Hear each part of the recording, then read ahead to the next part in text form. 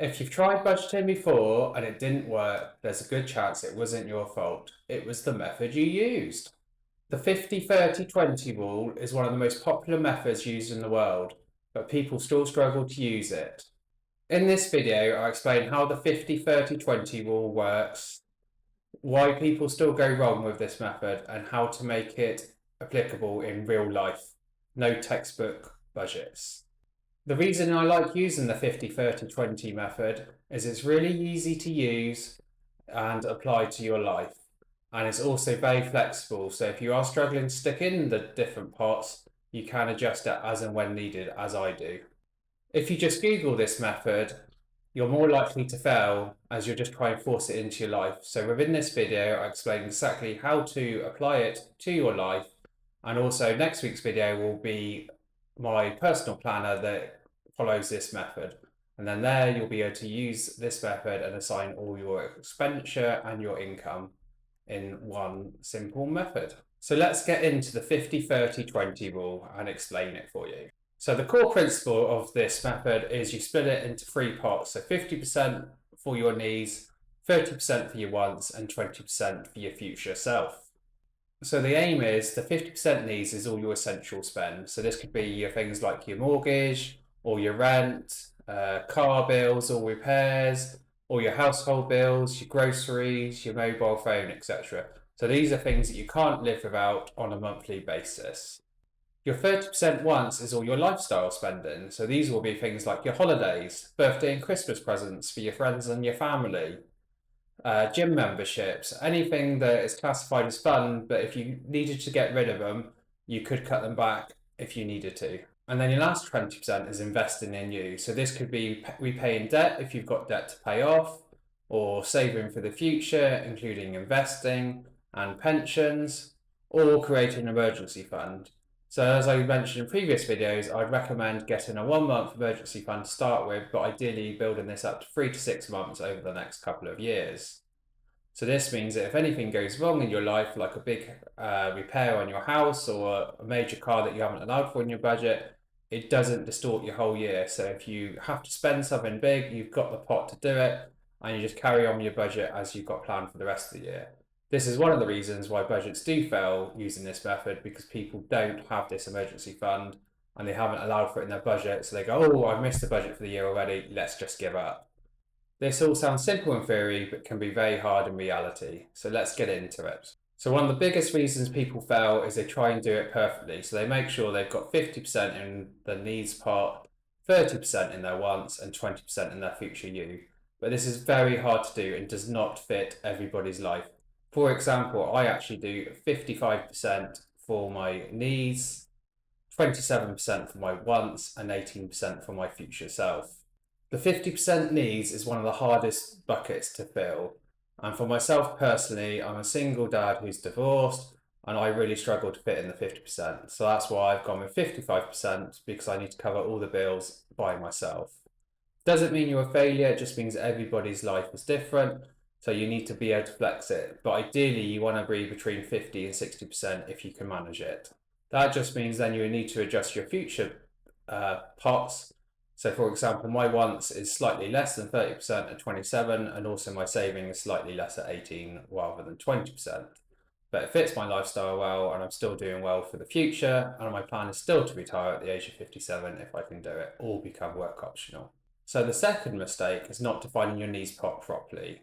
So most people think that everything they spend could be a need, but actually it's any things that keep your life running that are essential that you cannot live without on a monthly basis.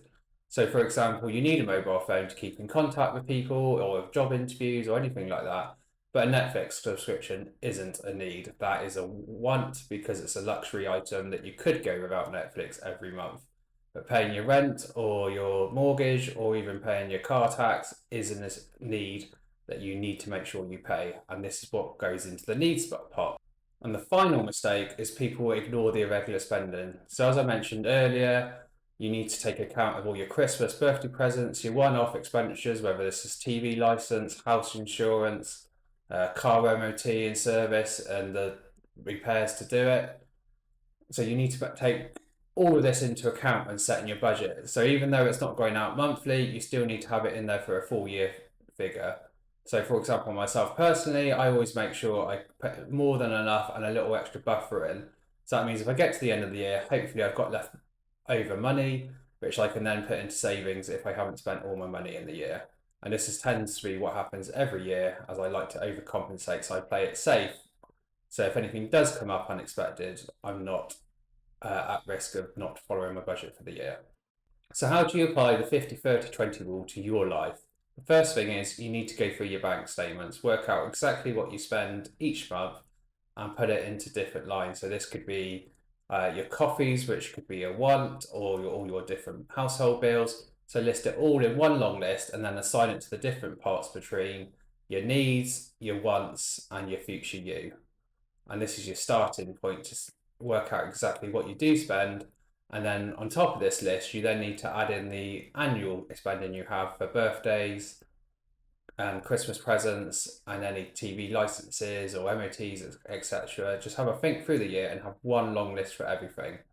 And then can make all this into an annual budget and then divide by 12 to make a monthly figure that you need to that you spend each month.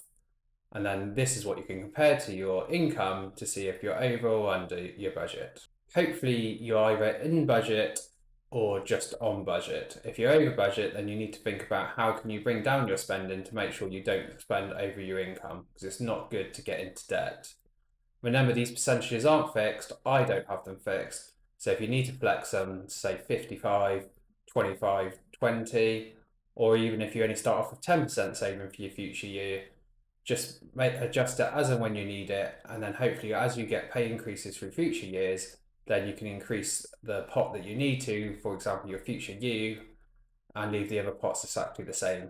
So a really good method I use, which also links into my earlier videos on free bank money, is to have different bank accounts for your different spending pots. So when my money comes in each month, I then get it divided out into all the different bank accounts to spend on all my different pots. That means then I know if I'm overspending or underspending against my budget to keep control of it. If you leave it all in one bank account, then it's very easy to overspend, which you don't want to do on certain categories. But also if you have different bank accounts, you can take advantage of the free bank money that the banks provide you to set up these new bank accounts. So similar to this, for the future you, get it gone first of the month. So if your pay comes in at the end of the month, one of your first transfers out of your bank account is into your future you pot. So it's gone in your savings, investing for you for the future. This is really essential because if you leave it to the end of the month, you might go, oh, I won't do it this month because I've got this coming up, I'm doing that. If it's gone, then it's out of sight, out of mind, and then you can just get on with spending what you've got left for the month. Remember, the goal isn't perfection, it's awareness and control. Do what feels right and adjust it as and when you need it in the future. Who is the 50-30-20 rule best for? So it's best for people who want control over their finances. They want to know where all their money's going, what they're spending on, rather than getting to the end of the month and going, oh, I've got nothing in my bank account again, I haven't saved, I don't even know what I spent my money on in the month. This is especially useful if you're saving up for something big. So this could be a really good family holiday or saving up for a house deposit. If you've never budgeted before, this is one of the best budget planners around. So I highly recommend using it, and please look out for next week's video on my budget planner that will help you with this process. So please subscribe now to make sure you don't miss my free budget planner next week, where I'll talk through how the budget planner works and how to do the 50-30-20 method within it. In the future, I will also be designing a detailed planner if you want to go further with your spending.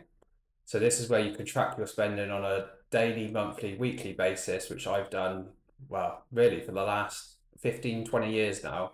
So it helps me make sure that I do spend within my pots and I don't go over. I know exactly where all my money's going, and then I can adjust it for the next year if I'm actually over or under on different pots. But as I said, usually I've got a nice buffer at the end of the year where I've overcompensated for certain expense, which has really helped increase my savings pot. That is one of the other reasons why budget spend is because people can't track their spending, which a detailed tracker will allow you to do. If you like this video, please give it a like and a subscribe, as it really does help the channel reach more people.